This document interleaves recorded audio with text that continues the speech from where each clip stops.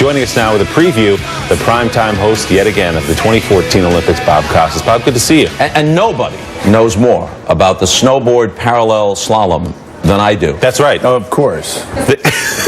Actually, At least come February 6th. walk us through, Bob, what makes a great parallel snowboarder. Yeah, Well, exactly. the first thing is you have to stay parallel. There it is. If you get perpendicular, then That's it's when you- all askew. Historically, into what trouble. sort of physical traits have made these, what are they called again? Parallel snowboarders. Really good in the past.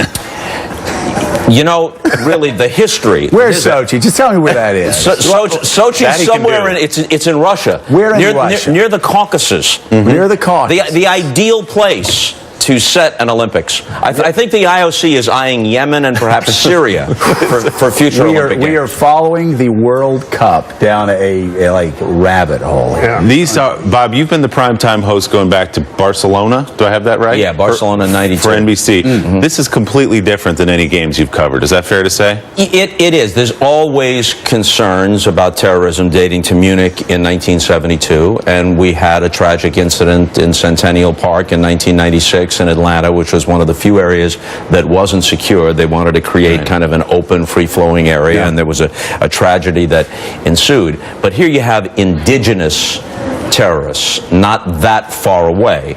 But what the Russian government is doing is creating this giant perimeter of security, not just immediately around the venues, the hotels, the broadcast center, but extending out tens of miles beyond it, so that even if you're a spectator, you have to be credentialed. You just don't have to have a ticket. You have to be credentialed to get in. There's nearly 40,000 Russian policemen and military forces there, bolstered by perhaps American forces as well. Nothing is certain, but I think if you're within the Olympic perimeter, you're going to be okay. But what could happen outside is a different question. Yeah, they're calling it the Ring of Steel. What does that do to the feel of the games? I mean, we were in London, and yes, there were tons of security, but it didn't feel like a police state. I don't know if you felt that way, that everyone was polite and friendly. This might have a little different feel to it. I think it will have a little different feel to it, and with all due respect, although Sochi is a resort area favored by certain well-to-do